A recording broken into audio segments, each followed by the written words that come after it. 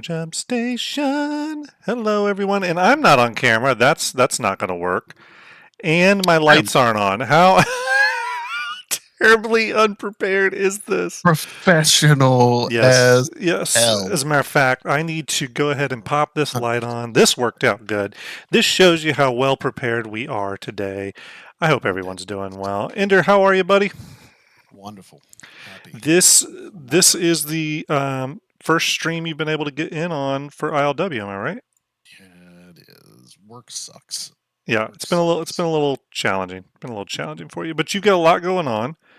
A whole lot. Why don't you take a moment here? First off, hey everyone, chat. Hope you're well. It is the original OGs tonight, Star Jump Grim and Star Jump Ender. Let's start off by asking Ender what the hell he's been up to. What have you been doing? What have you been getting into? I'm going to fix a light while you're talking, but you tell everyone what you've been up to. Fix away. I've been working mostly, but I've been doing St. Jude stuff. Actually, I haven't been doing a lot of St. Jude stuff. I needed to stream last weekend, but I just couldn't get it. Your mic is going this a little weekend, low. Oh, there it is. There it is. How about now? You sound delicious. I'm gonna open up my G thing and see what they've messed up. Give it a check. You know how it is. Anyway, I've been. Yep, there it is. Yeah. My mic is at 27 right now. Yeah, everyone. If you've never used, am I better? You do sound good. If you've never used Logitech G Hub software, it's pretty garbage. Terrible. Just gonna go ahead and put it out. Absolutely terrible. I cannot. Anyway, so yeah, I've been doing St. Jude. We've been raising money for that. We've actually been killing it. We're currently at $4,055 of a $5,000 goal. Our goal started at 100, and I'll be honest, this year I wasn't expecting a whole lot, but Grim has been amazing, and has really helped raise a ton of money, not only by opening up some Fleet Viewer assets for people, allowing people to get custom Fleet Viewer ships, but also he's doing a giveaway right now. I'm sure you're going to talk more about that later, but you get more entries by donating for every $25 donated. But yeah. We're going to talk a little bit about that too. Real quick, Stormfire, thank you for those 5 gifted subs to the fellow community members. Really appreciate that. Thank you very much. But yeah, Ender's been busy. You got done with school, right? And finished up school.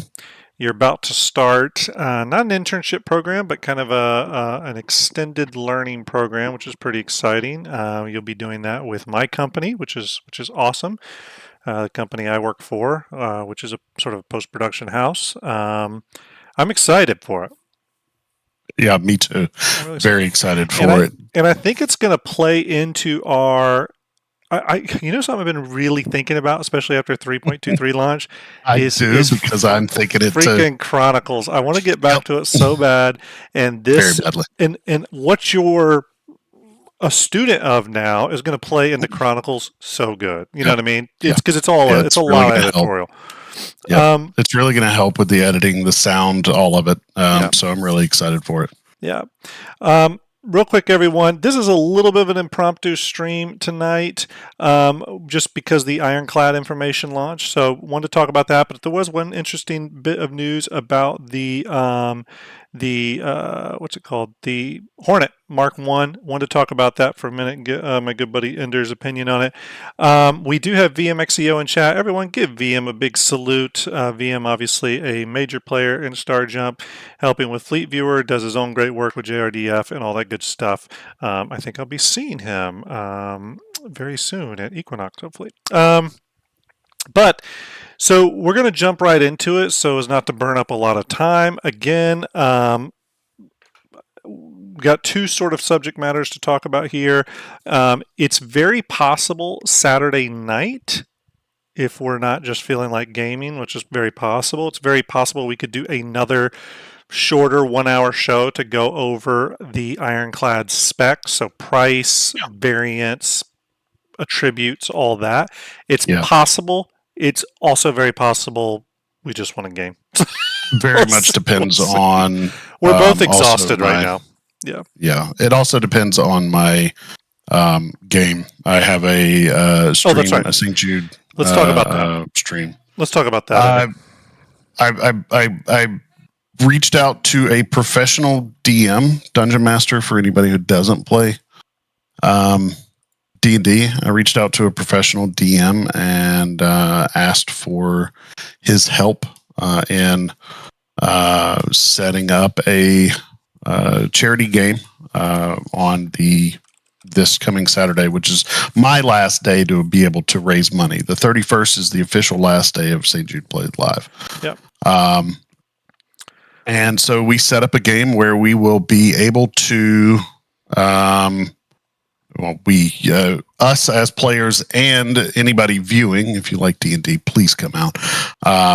We'll be able to create chaos in the game. Essentially, you can donate to give us potions or to level us up, level us down, drop enemies in large amounts at our feet. All donations go directly to St. Jude, as everything else does. Yeah. But you can essentially absolutely destroy us in a one shot. I've got a great group of people. I'll be coming on. That's at 3:30. The game starts. I'll probably be coming on at around 2:30, just to get some stuff set up, and then probably go live about 3 and talk to the DM and a couple of the players. Perfect. That are. How long helping. are you shooting on playing for? Until it's over. Awesome. I can't wait to actually watch some of that. It could be all night. I'm hoping it doesn't go all night, but all right, we'll buddy. see what the donations do. It's for a good cause. You stick at it and focus on the important stuff.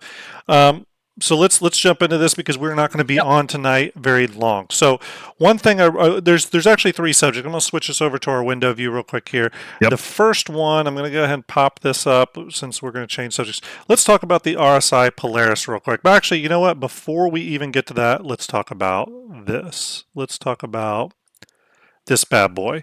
We are giving away a RSI Polaris Corvette with LTI, the big boy. You saw it on the show floor, RSI Day. It's doing the flybys right now. We announced this on Twitter, announced it on stream, announced it on YouTube community, all that. We're getting a fantastic amount of entries. You can scan that QR code. You can also go to the link, which I will post here in just a second. But as a matter of fact, let me do that right now. Here's the link. I'm going to post that into the chats for both windows. You can go there to enter the contest. There's a bunch of ways of entering. I'm going to be adding some more ways now. It's getting fixed. I had an error every time I was trying to add more entries past the 5. It wouldn't let me. I was getting some line 502 error. Sweep Widget is working with me to fix the error now. Even they're confused, so it's been a fun back and forth, but they did promise me they'd get it fixed. Nice. So I'm going to add actually a couple of new things, actually, which would be cool. Yeah. Going to add Ender's Twitch. Going to add Ender's. Thank you. Ender's Twitter is going on there. The Guardian's Twitter. So we're getting the additionals on there. I'm hoping those are in either by later tonight or tomorrow. They said they've run into this before, but they don't know why it's happening. Maybe I've screwed something up. But anyways, go there. Now here, each one of those entryways gives you one additional chance to enter. Think of them like tickets, but here's the genius part. There's one on there called Visit Our Guardian St. Jude charity page. If you go to that charity page, you get an entry just by going there. But if you donate, for every $25 you donate, we're going to give you 10 extra entries, so 10 extra tickets. So awesome. It goes to a good cause. It's and by the way, go ahead. Sorry, I really sorry to cut you off. Do you mind if when you're done, talk about just some of the incentives that are $25 and up that people can give towards? Yeah, you can do that right here in just a second. Pretty much, you can rack up a bunch of entries for this Polaris giveaway. The giveaway ends June 31st or 30th. It's one of the days. I have it on there. Oh, June 30th is the end date, which is a Sunday. It was the last day of the month. It's just a day I knew I could process the entry, and then we'll probably announce that winner soon after. As soon as the winner's announced, you will be, and I contacted you and confirmed it, you will be gifted the Polaris. This is the big boy, and when this ship goes flight ready, I guarantee you it's going to skyrocket in price. So this is a steal. Now, Ender, go ahead and tell them the other incentives with the St. Jude Play Live $25. So here's all of the incentives that are $25 and up that you can give towards that. And if you don't give towards these, by the way, if you don't select these, nobody dies. Okay. It still goes to St. Jude. It still goes to an amazing cause, but you can direct what you want your money to go to, which I think is a really cool thing. It is, yeah. For $25, you can throw a no more chemo party for a child that is no longer doing chemo. For $50, you can add art supplies to the many art stations around the hospitals. For $100, you can give a red wagon. These red wagons are the wagons that kids get pulled around in from their room to, wherever their treatment room or their testing room is going to be for the day. $250 is a family meal card. That's a week worth of meals for an entire family. $500 is I think it's a 1/5 share. I'm not 100% sure on it. They just say a share of a bone marrow treatment. $1,000 is a 2/3 share of chemotherapy treatment. And then we have a special $500. We still have one left, custom Fleet Viewer livery. And what else? There's some stuff that's coming up for our stream on Saturday that's whole different, and that's going to be real fun. So, yeah. Hey, Sneaky Pickup, you are officially banned. That's right. Got the old ban hammer. Yay! Well, thank you so much, Ender. Appreciate it. Again, the Polaris is going to be a monster. You can do a good, you can do a great deed and get a chance to win an amazing ship. So please do that. Remember, this ship's going flight ready, everyone. Okay, so let's jump into it. And again, thank you for the follows. Really appreciate it. Ender, drop your channel down there for now. Everyone, go give Ender's channel a follow, please, as well. Take that moment to do that. We're going to jump into it here because, again, we do not have a lot of time. I got a dog that will need to pee whenever we're talking about the most critical thing here. I can promise you that. Let's talk about the Polaris real quick. I want to get this out of the way, and I've really wanted to hear your opinion on this, Ender. John Crew let slip today when they were showing the internals of the Polaris, which honestly I can actually kind of hit play on right now, just in the background. Let me make sure the audio's off. They talked about the Polaris, sort of being, the gray box sort of interior stuff. Now, one interesting thing that John Crew said in regards to the Polaris was that they were thinking about possibly upgunning the turrets a bit and making it able to brawl with capital ships beyond just being a kind of a focused torpedo boat. Now, I'd like to give my opinion on this first and then hear what you have to say. Yeah. I think a lot of people read that as like, oh, they're responding to our complaints that the turrets are a little smaller than we thought. Yeah. I actually think what we're looking at is some sort of weapons upgrade kit, a la the Idris K kit. I think it's going to be an upgrade package. And let's say that upgrade package is $300 or whatever, and it replaces turrets. What do you think? That's kind of how I read it as well. It did not read as we're upgunning because people are complaining. It read as we've been internally talking about this, and we think this is a good, fun idea. Yeah. Because they don't want it just to be a torpedo boat. They want it to be able to brawl, but they've already marketed it for what we're getting. You know what I mean? So to add a package that allows them to upgun and it be something that can go against capitals, I think it's good. Right. I mean, I think that's exactly what they're doing. Yeah, I think it would give the ship some much added flexibility, but also or some a huge advantage again against larger ships. But I like that you can buy into that. Now, of course, I want you to be able to buy this kit in game as well. That goes without saying. Absolutely. But I just speaking very briefly on a lot of this kind of gray box, white box, heading into sort of final art interior. It looks like they're making progress. It looks like there's still a long way to go. If they've got until IAE, they're on a little bit of a clock here, so they've got a lot to push through. But based off the stuff I was seeing, I'm pretty excited by the interior of the Polaris. And when you stretch that out to other ships like the Galaxy or the Perseus, I really think we're in for a treat with these RSI ships, just based off of what CIG is showing us. Now, Yeah. here in this video, you can see they show someone actually manually loading a torpedo into the launcher with a multi-tool. That was interesting. I don't know if you happen to catch that. And I was like, wow, I wonder if that's going to be something, some sort of manual loading, or if they're going to I have think an it would be auto cool. loader. I don't know. Now, were they loading it? Was that them loading it into the launcher, or was that them just That storing long it? torpedo said bearing on the side of it, so I'm assuming it's some sort of bearing size 10 torpedo because it looked different than the Yeah. other ones I've seen. I And just didn't know if it was going into the tube like they were manually loading it, or if they were manually placing it to store it. it could be either one. That's a great point. It could be be. either one. It'd be cool if you could have that torpedo storage, Yeah. and you're actually having to put it in a specific area that only holds a certain amount that you're manually loading in, and then that has the auto loader for the actual tube. Yeah, exactly. I don't know. It was just cool interesting, and I thought, when I saw it, I was just, that's really interesting. It's going to be fun following the development of the ship up till IE. We're going to have a lot more. We're going to, I'm sure, have a lot more, Star Jump stations where we talk about it.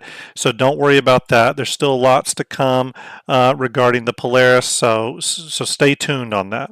Absolutely. Let's talk about the next thing here. Again, I want to just keeping time in mind. Let's switch over to my screen. Let's talk about Anvil Day. It's Anvil Day at ILW. It's going to be today and tomorrow. Not a lot of surprises with Anvil. We weren't expecting any new ships because we just got the F7A Mark II just recently and the F7C. But something kind of interesting. They're retiring all the Hornet Mark I variants. I found this really interesting. I did not see this coming. I did not see it coming either. So what they're doing is really kind of interesting, and it's a win-win. I think so. It's a win-win for them. For one, they're retiring, so they don't have to do the upkeep on all these variants. But two, they're telling us, hey, this is going to be a collector's item, and no one else will be able to get this moving forward. Now's your chance to get this, collector's item. Yeah. So it's just a win-win. What is your thoughts on this, Ender? Would it prompt you to try to get a Hornet Mark I? Do you have any use for that beyond just a collector's item? I think it's always useful. It's not as strong as the F7 Mark II, right? Mm-hmm. But just to have, honestly, what I'd like to have is one of the special ones. Mm-hmm. You know what I mean?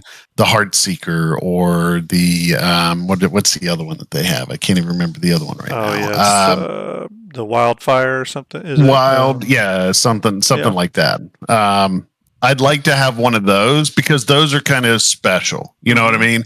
And they're even more special because they're not going to be available anymore. Yeah. So I think I'd like to have, like, the Heartseeker would be the one I think I would go for. If I got one, I just don't have the funding to get it right now, so I'm going to avoid it. But maybe in the future. Wildfire. They came out with a series of 3 different paints to sort of celebrate important moments in the UE Navy history.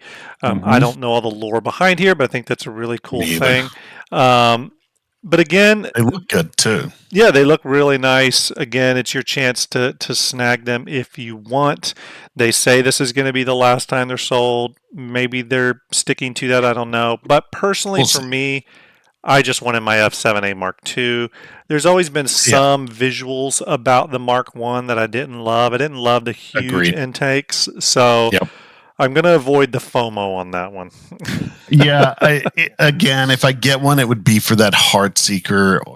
The Wildfire's not as interesting to me. The Heartseeker's the one I like because it's got that classic look. Those are usually out for Valentine's Day. Yeah, which that's funny. That I guarantee you we won't get it for Valentine's Day this year. I guarantee you we won't. Cool though is if they came out with a Heartseeker F7A Mark II. That would be oh man, that would screw me up because I love it. Yeah. Bingo, I think it's coming. I really do. I think you're going to get all of the Mark I variants, or at least the ability to purchase those and create that variant. But we'll see. But yeah, the Heartseeker Mark II. Now that would be the Mark II was always better looking for me. So I always wanted the Mark II, Yeah. but so the Mark One, the Heartseeker's great, but I'm not going to spend the money on it. Yeah, I agree. It's an interesting concept. I love that they're doing it. Some people are going to get some nice collector pieces, but I think they're going to be collector pieces. I do think CIG as well is not going to keep them updated. They'll probably keep critical bugs updated so it doesn't crash the game in the future. Sure. But I don't think these ships are going to receive the love, especially for any new gameplay loop stuff that comes online. Agreed. All right, so that's Anvil. The rest of the stuff for Anvil Day was pretty standard.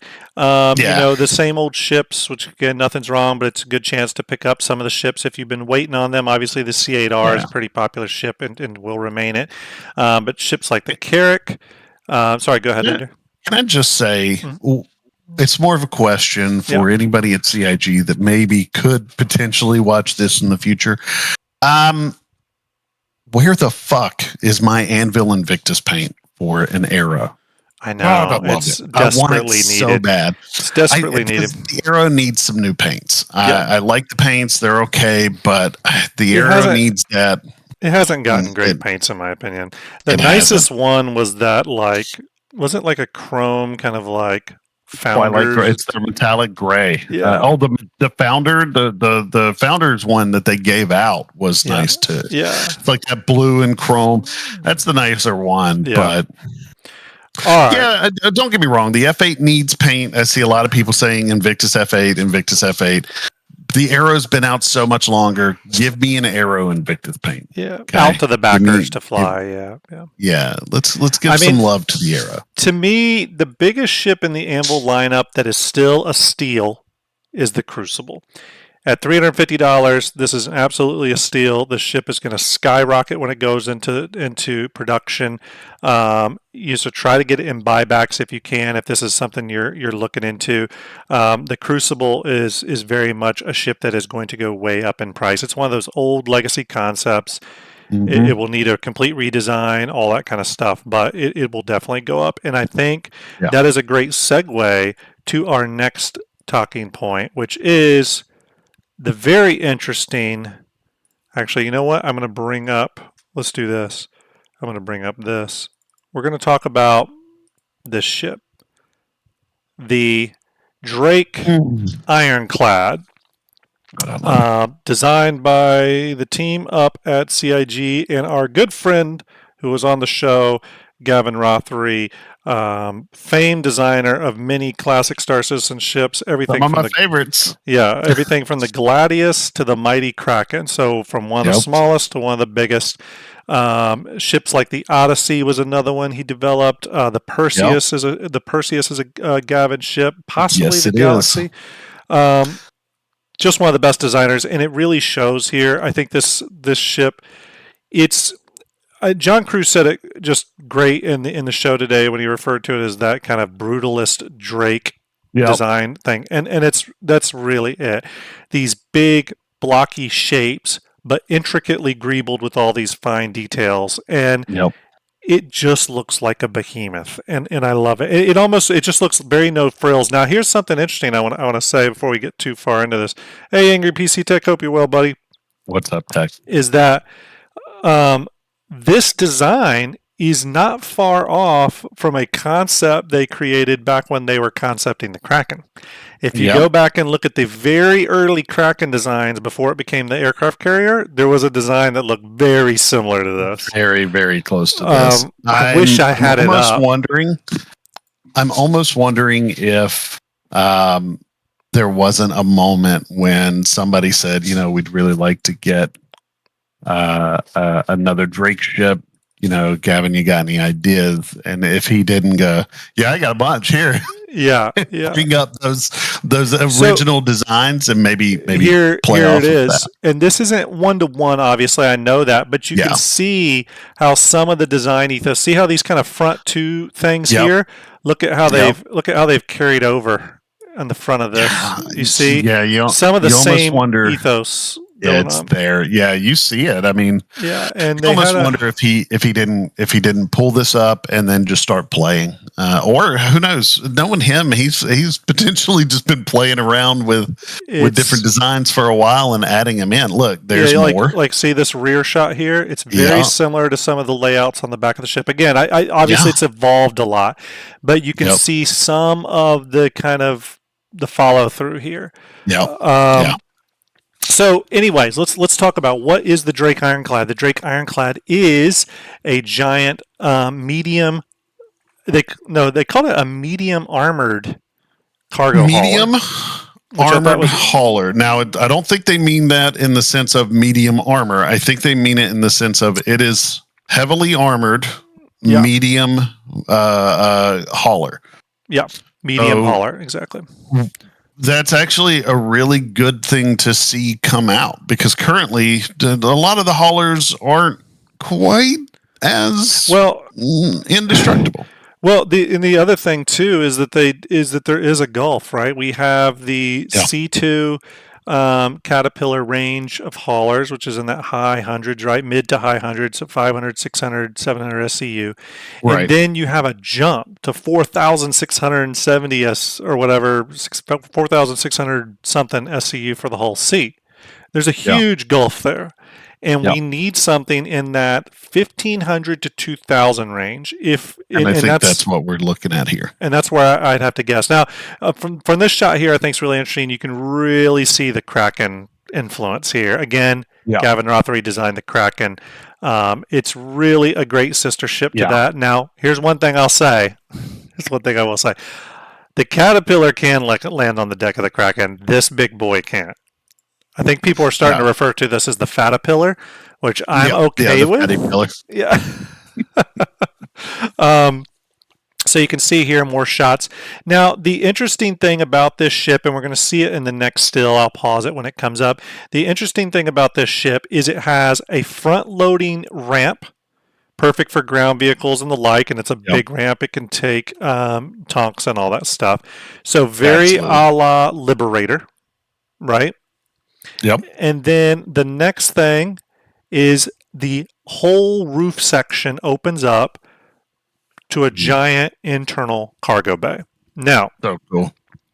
What they've done here, in my opinion, by making this just a big void of space is, yes, it can be a cargo ship.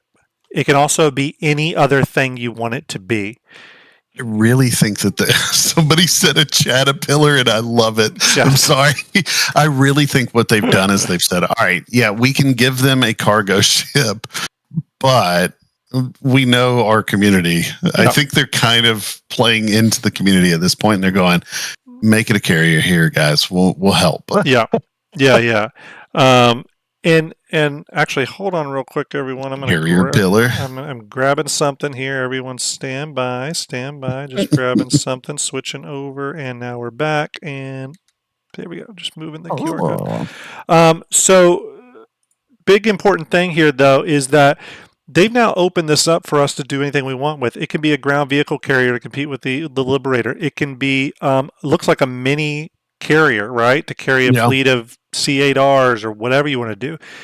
But if you remember back to when they were talking about manufacturing a while back and or being able to set up your own storefronts and stuff when they were talking about base building, they showed off a lot of a C2 Hercules with someone who had set up a store inside of it. And they made mention that wasn't just them playing around, that they fully envisioned the gameplay mechanics to be there for you to do this. I could totally see this ship becoming a mobile storefront for people. Absolutely. I could totally see them coming out with variants or modules for that. They didn't say this was modular, but who knows? Maybe they come out with variants that one's a manufacturing ship. That voided space means it can be applied to. There's a lot of stuff it could be.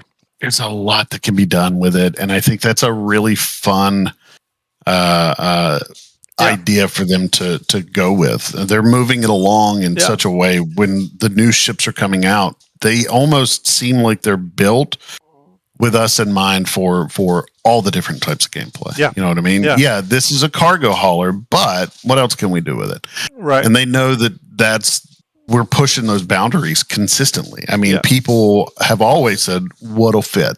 Yeah. And so I think they're really playing into that now, and that's a great idea from CIG. Yeah. Now, what I will say, and I saw Solomon say Liberator Killer, I do think the Liberator has a place for sure because it does have those top pads, so ships can land on it a little bit quicker, I think. But this ship definitely eats into some of what the uniqueness of the Liberator was. It does. That's not a bad thing. I think there should be multiple ships in certain regimes with certain trade-offs. I also think that the Liberator is a little bit more of a straightforward ship, meaning it kind of carries its stuff, and that's what it does. It doesn't have a lot of superfluous other things related to it, and it's more of a vehicle carrier while this is more of a cargo carrier. So Solomon was actually laughing. My name is the one that said it's a Liberator Killer.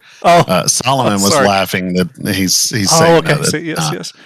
But I think the Liberator, this doesn't kill a Liberator, right? There's potential for it to act in a Liberator sense, but the Liberator still has the repair and the refuel. And as I understand, this doesn't. Is that correct? I think you're right on that. Is that right?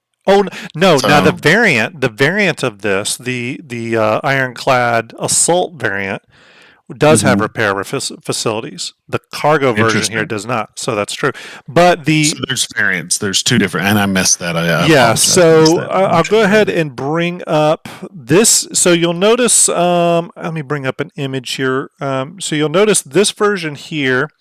It's got the one turret over on this side, and sorry, Andrew, you may be on a delay. It's got one turret on the front starboard side, but the combat variant, I'll bring up this image, you can see has turrets on all four top and bottom front. Oh, yeah, you can see that. It's upgunned, so there's a lot more turrets and turrets on the back side, but you trade off cargo grid for repair bay inside. So it won't carry near as much cargo, but it will carry, it does have a repair. Okay.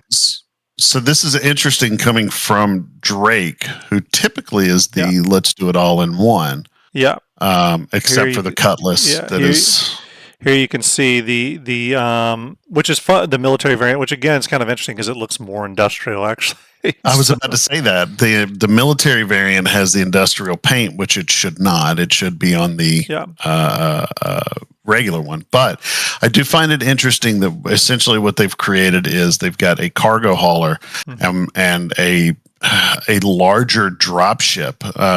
Considering what we were just discussing, a drop ship and a repair station. So you can literally drop in, let go of stuff, and then as it starts getting damaged, come back in, pick it up, leave and repair it, and come back, drop it in.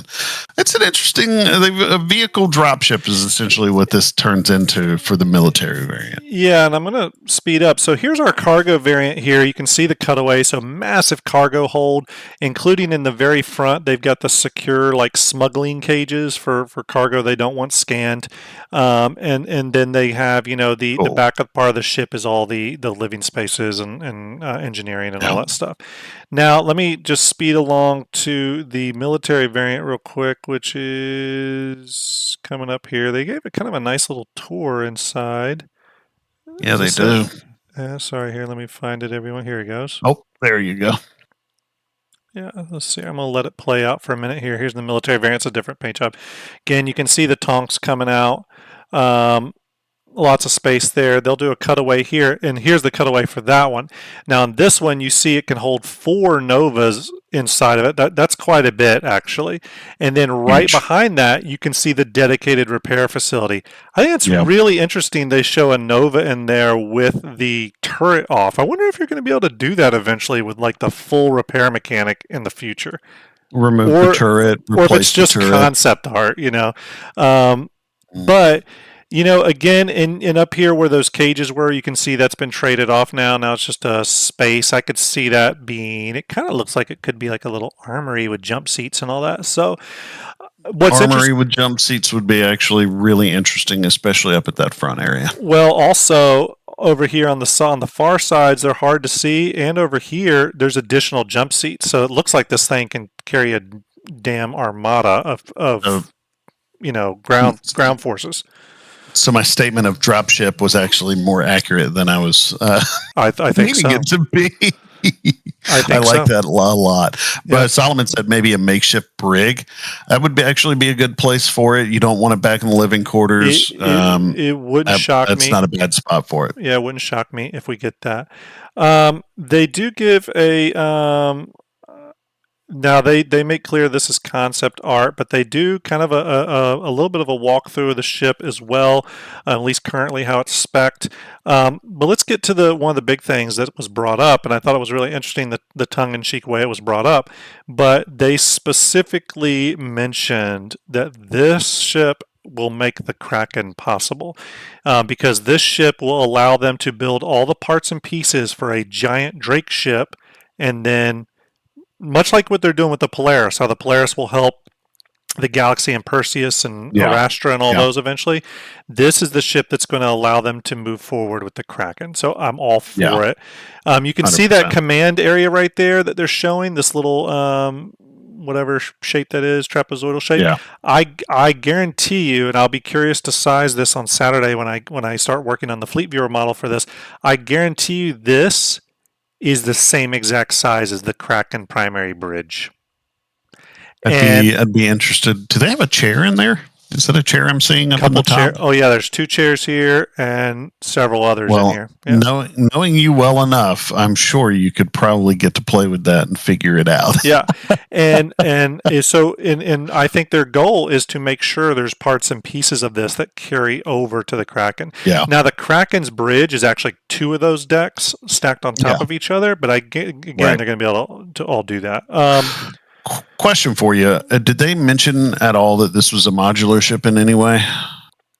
They didn't, but they did talk about possible other uses for it. I just don't know if that's in a sense of modularity or additional variants. I only asked because somebody asked if you could buy like the military variant, if you think you'd be able to buy the military variant and upgrade it or downgrade it in game.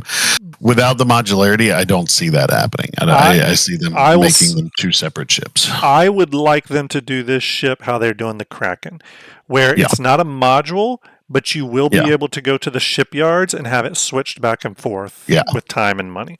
I'm wondering if they'll do that. I really hope so. I do want to address one thing here that Guy in Eames Lounge Chair says, can we all agree that continuing to introduce new concepts while we have a decade-long backlog of ships is too much? So let me address that. It's a fair criticism, Eames. I don't, and I'm not to blow off your criticism. It's fair criticism, but one thing I will stress is that this game is going to be made through fan funding, so they're never going to stop selling ships. So it's almost like a thing where it's like, if you're gonna be involved in this game, if you're gonna follow it, you're gonna play it, you're gonna be out there and being part of this journey, you almost just have to sort of come to terms with that. They're never going to stop selling ships, even when this game goes 1.0. There's really no need to. Now, personally, I wish when the game went 1.0, I'd be okay with them charging a subscription fee, like a minimum one every month to play, like World of Warcraft. But I'm thinking more like $5 a month, something small, easy to get in, and then making all the new ships from that point out much cheaper to buy, like with real money. So like a ship like this would only be like $150 maybe at the most. Yeah. They're never going to do that though. And why? Because what they've been doing has been so damn successful. So, I mean, they're literally selling spaceships that have made $700 million. Exactly. So they're not gonna rock that boat. I personally am not against subscription models for games as long as it's not too much. I think $20 is probably too much, Kusanagi, for me personally. I would like more that $10 range, maybe at most. Yeah. For example, I think WoW should bring down their prices. They're $15 100%. Still. They should be cheaper after this long. It's not to say that the gameplay value isn't there. It's just people play games differently, and microtransactions are such a thing. But regardless, this is a really exciting ship, and they did talk about one of the cool thing they talked about was the command module on the side being able to detach. They said Yeah. they're really close to making that a reality because some of the new tech has come online that allow them to do that. They specifically mentioned the Caterpillar and that yes, it was going to come back to the Caterpillar. That was nice to see them address that. I really would have loved to just hear them address the Caterpillar in general, but we might get something on Drake Day where maybe they talk a little bit about that, or maybe there's a Spectrum post that hey, we haven't forgotten modularity with the Caterpillar. Um, Let's see here. Blackbird says, Grim, new subscriber here. Thank you for subscribing. Everyone, thank you for following. Go over to Ender's channel too. He'll put that down there. Give him a follow as well. Thank you for those follows, TC Yogi, and everyone else who's followed. Really appreciate it. To answer your question, what is my favorite ship? I can answer that. My favorite ship is the Drake Kraken. My next favorite ship after the Kraken is probably the Nautilus, or sorry, the Pioneer, then Nautilus, then Polaris, then this ship. Those are like my top five. And believe it or not, it may seem because it's size, it's actually not. It's more the gameplay that they could offer. A lot of the ships have either gameplay loops I'm interested in the Pioneer and Nautilus, and or are just flexible platforms, Kraken, Ironclad, to do many things in. Ender, what's your favorite ship currently? Spirit is definitely number one. The E1. Yep. I just love the idea of what that's going to be and what you're going to be able to do with it. Yeah. And then I guess top five would have to be the F7 Mark II for sure. The Apollo, Medevac, and the Galaxy and Perseus. All good choices. All good choices. I like them all. And that's not to say I don't like other ships. Don't worry, there's plenty of other ships. I actually appreciate all the ships for various reasons, just the design effort put into them. For sure. And that is some hard choices because the Perseus and Galaxy would definitely be high up on my list. The Perseus and Galaxy specifically are going to be amazing. But I really like the Zeus. I like the Spirit. I like the Cuddy Black, to be honest with you. The Cuddy Black is like an old friend, Just never walk off of it while saying how good of a ship it is. We have one of the funniest Kraken, Cutlass clips ever. But anyways, we'll probably have more things to say about the Ironclad come Saturday when they release the price, the specs, all that stuff. For those of you curious when this will hit Fleet Viewer, don't worry. I will hit it immediately on Saturday as soon as the holo model is available. I'm going to have to probably do a lot of work to it because it's going to be textureless and just a blank holo model, but I did prep decals today. I looked through all the stock or all the concept imagery they showed. I registered what all the decal work was done. I went ahead and created all that. My goal is to get the Ironclad in Starlet's hands as soon as Sunday morning, and then she can then put it in. Someone asked, will you stream 3D work so we can see your process? Citizen Joel, I'll definitely try. If Ender's Dungeons and Dragons stream goes long, maybe I'll kick up the stream for 30 minutes my process, and then I can raid him. That would be kind of cool. So we'll see what we can do. It just kind of all depends. But I might be packing that night though. But regardless, I will work hard to get this ship into Fleet Viewer. I know everyone will want it in there, especially after they're able to buy. But we'll talk more about the Ironclad come Saturday. Don't worry. One other thing I wanted to show: if you're in Columbus, Ohio, June 1st for Equinox, I hope to see you there. I wanted to post this image. Where did my image go? Oh yeah, here we go. This image, if you come by the Equinox booth, I got a bunch of free giveaways or just freebies at the table for people. I've got the 4 posters you've seen here. They're mini posters. I got a bag you can take them in. They'll be all nice and rolled up. I got stickers, and then I got these really cool brass Star Jump lapel pins. They're really, really cool. I got some of those, and I'll be doing a raffle for a custom Fleet Viewer ship. So definitely come by the booth if you are at Equinox. Hope to see you there. Cosmic Moose says, y'all are amazing with Fleet Viewer. You guys pump these ships out so fast. Can't wait to see it in there. Me either, because I'm going to add this ship to my fleet. And Ender, I've figured out how I'm going to add this ship to my fleet. Oh, are you finally getting rid of the BMM? You know it. That's going to be the sacrificial lamb here.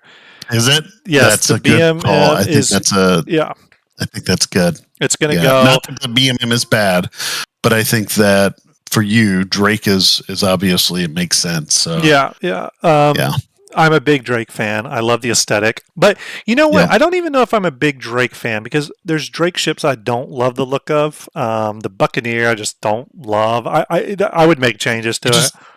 I think you love the aesthetic of industrial. I love I do, and I gotta be honest with you, I kind of love all Gavin Rothery ships. And what's the other guy? Obershire, or whatever, the other concept artist. Yes. He did the Nautilus and some others. I think he did the Odyssey and stuff. His ships are just amazing looking too. I think he may have did the Spirit. I can't remember. But those two guys, pretty much any ship they touch is amazing. It's going to be awesome. Yeah. Yeah. Again, one thing I hope they do is they really keep a lot of the labeling with this ship, or in all industrial ships. But I'm excited for this ship. I really, really am. For me, this ship scratches a lot of itch. A lot of itches. And you're a cargo hauler. So this fills a spot that maybe you don't feel like getting out the E1. You know what I mean? Right. So it gives you something to haul cargo in that makes sense for you. Yeah. And if it comes out before the Kraken, and maybe it'll hold you over until the Kraken. And I think we're almost guaranteed that this will come out first. But if you really look at it, it shares a lot of DNA. Like the landing gears down there, those are actually the Kraken landing gears. They have these kind of like big doubled and sometimes tripled up caterpillar legs. That's what you're seeing there.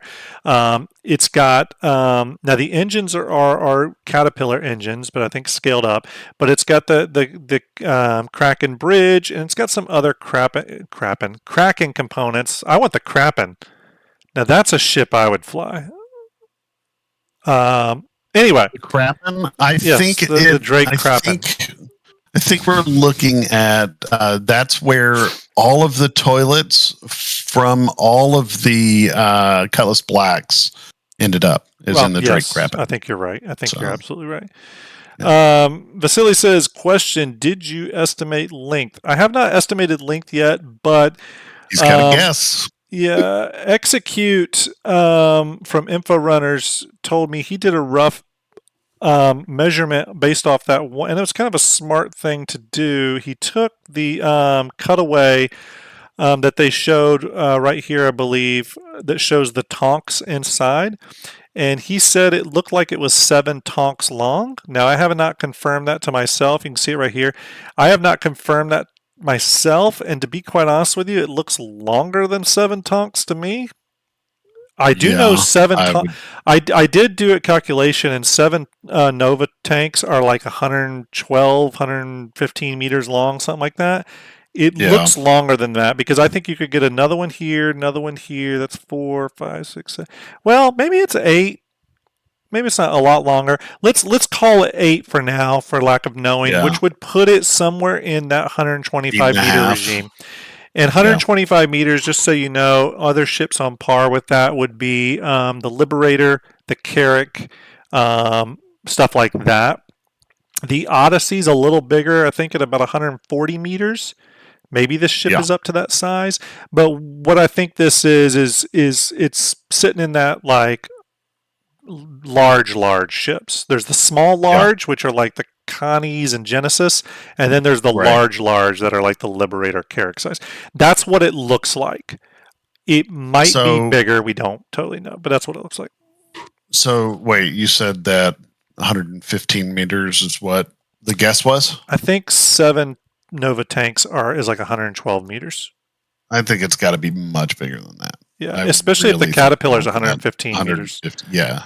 Now it's this 111. This is making up for some of the length in just terms of width. This does look like a kind of a wide ship, so that maybe is the reason why it doesn't need to be 160 meters long. Which I'm okay with. And I would love, sometimes CIG does ships that are very tube-like, and I'm thinking Carrack here. I like to see some of these ships get a little wider in their profiles. The Galaxy, the Polaris both have that. And it's nice seeing this get a little wider. So the more they can do that, I think the better to keep the size down. So. I agree. Sorry, I'm trying not to be so bright. No worries. Ender, any additional things to say about the Ironclad? Obviously, we might talk more about this ship as it rolls through development, and obviously, a couple of things that I want to say. I want to add on to part of the conversation that you were having earlier about do we really need anything in the pipeline when we have so much backed up? Yeah. I agree that money incoming is definitely a great thing for CIG. We can't just stop the money from flowing. It can't stop. Unfortunately, we're in it now. Yeah.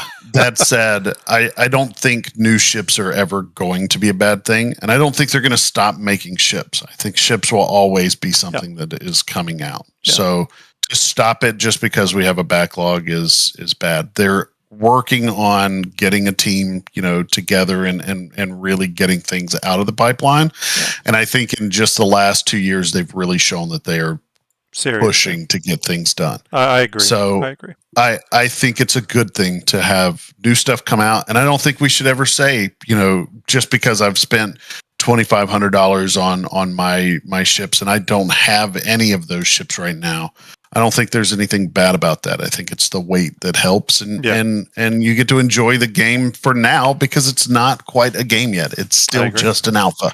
I agree. So that's what I want to say about that. But about this, I think that the Ironclad, first of all, love the name. I love that they're sticking with that design language and name language of nautical and sailors and sticking with that. I'm always going to love that about Drake. And I think that it looks beautiful, and I think it's going to be a fun ship and a good addition to the verse in the future. So, really excited. Zarek asks, we'll take one more question here. Zarek Master asks, 1,500 to 2,300 SCU, depending on stack height, is my estimate. What do you think? You think those numbers are correct? I do. I think it's somewhere in that neighborhood. I definitely do. Okay, everyone, don't forget the Polaris giveaway. There's a QR code. I'll put the link down here one more time. Definitely go check that out. Make sure you follow Starjump Ender's Twitch account as well. I hope to have that fixed on the giveaway things super quick. I just put that in chat. Make sure you go give him a good follow. Hopefully that... sorry. I just did that in the wrong channel. That's okay. And you can donate to... the Tiltify today if you want. It does get you $25, gets you 10 entries. Yeah. Or if you really want to give some support, Saturday we're doing a D&D game. Yep. You can donate for causes for that and really mess with the D&D game, but also all of your donations, no matter what they go to, go towards your entries, as well as everything goes to St. Jude.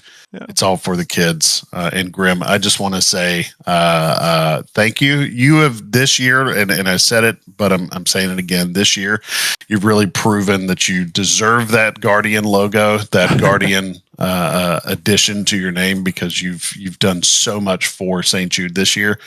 Most of the money raised this year has really been done by you, and I'm just trying to catch up and trying to do to make you proud, buddy. It's all going to a good cause. So I'm super excited about this year, and I'm going to do the one chip. Damn it! I'm going to do the one sour chip challenge if we had $5,000, and we're far closer than I really want to be for that because I did the one chip challenge ruined last year. And that was bad enough. So it's going to get bad. everyone. The dog is going to need to go out, so we're going to go ahead and end this. But here's what we're going to do. We're going to raid a good old friend of ours. We haven't raided him in a long time, but please give this dude some Star Jump love. Please. He supported us back when we had like 30 followers, okay? Yeah. Go give this dude some love. It's DG360. I'm going to start the raid now. Everyone, that's awesome. Please stick around. Give him a follow if you don't follow. He deserves it. He's an awesome dude. Thank you. We'll talk again soon. Stay cool. Do something kind for a stranger. Take it easy.